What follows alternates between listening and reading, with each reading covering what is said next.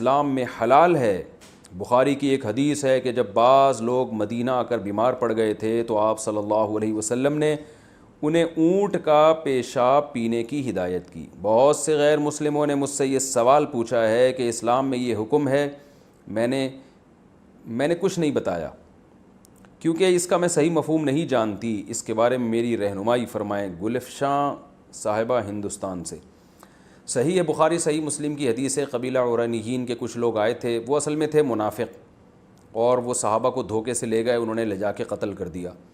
تو جب وہ مدینہ آئے تھے تو ان کے پیٹ میں درد تھا، تکلیف تھی، پیٹ پھولنے لگے تھے ان کے۔ آپ صلی اللہ علیہ وسلم نے حکم دیا اشربوا من البانہا و ابوالہا، ان کو اونٹوں کا دودھ پلاؤ اور پیشاب، بول کی جمع ابوال آتی ہے۔ تو اس حدیث کی بیس پہ بعض فقہا اس کے قائل ہیں کہ اونٹ کا پیشاب حلال ہے اور بیماری میں پیا بھی جا سکتا ہے، لیکن امام ابو حنیفہ اور بعض دوسرے فقہا اس طرف گئے ہیں کہ اونٹ کا پیشاب بھی اسی طرح حرام ہے جیسے دوسرے جانوروں کا پیشاب حرام، اور بالکل اسی طرح ناپاک ہے جیسے دوسرے جانوروں کا پیشاب ناپاک ہے۔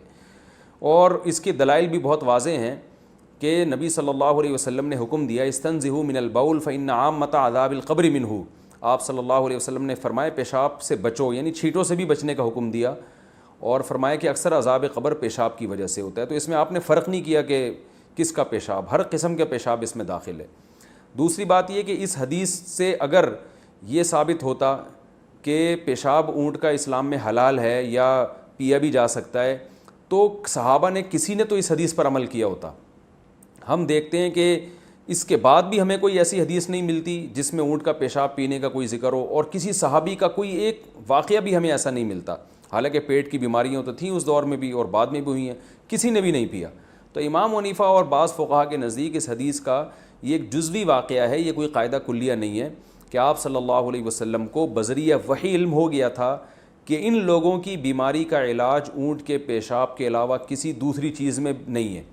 تو ظاہر ہے جب کوئی شخص مر رہا ہو اور اسے پتہ ہو کہ میرا علاج اس کے علاوہ کسی اور چیز میں نہیں ہے تو جان بچانے کے لیے ناپاک چیز بھی کھائی جا سکتی ہے، حرام چیز بھی کھائی جا سکتی ہے، اس پر امت کا تقریباً اتفاق ہے۔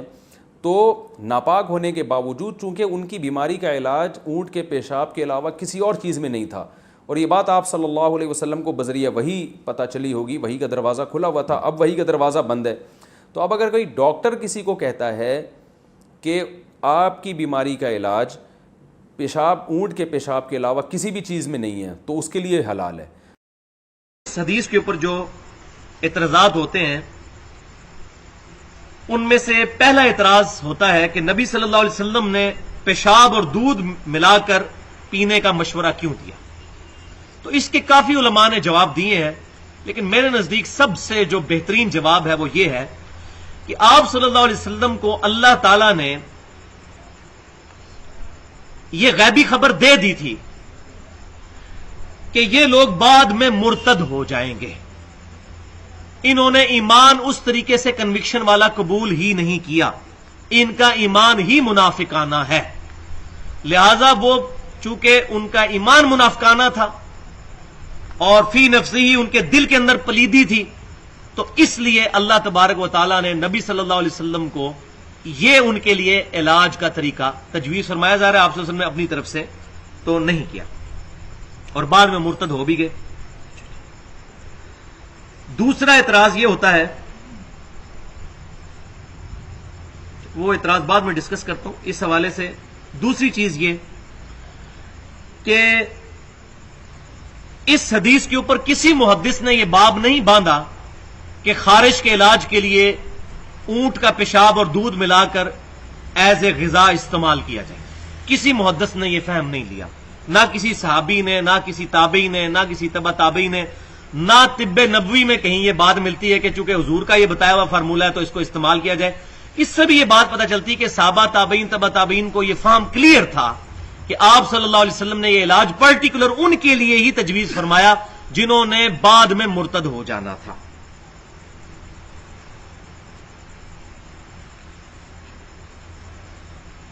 اور اس میں ایک اور اعتراض یہ ہوتا ہے کہ نبی صلی اللہ علیہ وسلم نے ان کی آنکھوں میں سلائیاں کیوں پھروائیں؟ مرتد کی سزا تو ہے کہ ہاتھ پاؤں کاٹ دیے جائیں، آنکھوں میں سلائیاں کیوں پھروائیں؟ تو وہ سنن نسائی میں پھر ڈیٹیل کے ساتھ احادیث موجود ہے کہ اصل میں انہوں نے بھی نبی صلی اللہ علیہ وسلم کے چرواہوں کو قتل کر کے اسی طریقے سے ان کے بھی ہاتھ پاؤں کاٹے تھے اور ان کی آنکھوں میں سلائیاں پھروائی تھی. تو وہ تو اللہ تعالیٰ نے واضح فرما دیا، جو پہلے بھی ڈسکس ہو چکا، دانت کے بدلے دانت، کان کے بدلے کان، آنکھ کے بدلے آنکھ. تو جو سلوک انہوں نے کیا تھا وہی سلوک ان کے ساتھ کیا گیا، جو انہوں نے سلوک نبی صلی اللہ علیہ وسلم کے چرواہوں کے ساتھ کیا تھا. یہ ہے کہ نبی کریم صلی اللہ علیہ وسلم جب مدینہ منورہ تشریف لے کر آئے تو شروع میں اس کی آب و ہوا بہت سے لوگوں کو راس نہ آئی. تو ایک عرینہ قبیلہ تھا، وہ اس کے اہل تھے، اہل عرینہ کہلاتے تھے. وہ آئے سرکار کے پاس، اسلام قبول کیا تو ان کے پیٹ پھول گئے، مطلب آب و ہوا کی وجہ سے. تو رحمت کونین صلی اللہ علیہ وسلم نے حکم ارشاد فرمایا کہ ان کو مدینے سے باہر جہاں صدقات کے اونٹ بنتے ہیں، جو زکوٰۃ وغیرہ کے اونٹ جمع کیے جاتے تھے، وہاں لے جائیں اور وہاں کی اونٹنیوں کے دودھ میں ان کا تھوڑا سا پیشاب ملا کر ان کو پلایا جائے تو یہ شفا یاب ہو جائیں گے. یہ نبی کریم صلی اللہ علیہ وسلم نے یقیناً اللہ تبارک و تعالیٰ کی طرف سے وحی کے ذریعے یہ طریقہ علاج تجویز فرمایا. یہی وجہ ہے کہ اس سے پہلے کسی کے لیے نہیں ہوا، نہ اس کے بعد کسی کے لیے ایسا کیا. تو یہ وہاں گئے، انہوں نے وہ اس طرح پیا تو واقعی ان کو شفا ہو گئی. اور پھر یہ سارے اونٹ ہانک کر لے گئے تھے، مرتد ہو گئے اور ان کا ذہن خراب ہو گیا. بعد میں ان کو سزا وغیرہ دی گئی.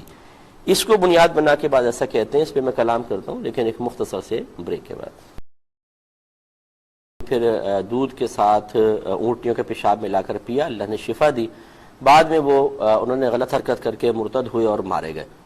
یہاں سے امام شافعی رحمۃ اللہ علیہ نے یہ مسئلہ نکالا ہے کہ معقول اللحم یعنی ایسے جانور جن کا گوشت کھانا جائز ہے ان کا پیشاب پاک ہوتا ہے. یہی وجہ ہے کہ نبی کریم صلی اللہ علیہ وسلم نے اجازت مرحمت فرمائی تھی. ہمارے امام اعظم ابو حنیفہ رضی اللہ تعالیٰ عنہ اس پیشاب کو حرام ہی کہتے ہیں، سختی سے منع فرماتے ہیں. آپ کہتے ہیں کہ استنزہوا من البول فإن عامة عذاب القبر منہ، یہ سرکار کا فرمان ہے کہ پیشاب کی چھینٹوں سے بچو کیونکہ اکثر عذاب قبر پیشاب کی چھینٹوں کی وجہ سے ہوتا ہے. یہ مطلقاً کلام ہے، اس میں کوئی تخصیص نہیں، انسان کا ہو، جانور کا ہو، معقول اللحم کا ہو، غیر معقول اللحم کا ہو، سب کو نبی کریم صلی اللہ علیہ وسلم نے سب کے پیشاب کو ناجائز قرار دیا. اور اس کے لیے امام اعظم یہی کہتے ہیں کہ یہ سرکار کو وحی کے ذریعے بتایا گیا تو آپ نے ان کو خاص انہی کو اجازت دی، باقی کسی کے ساتھ اجازت نہیں ہے.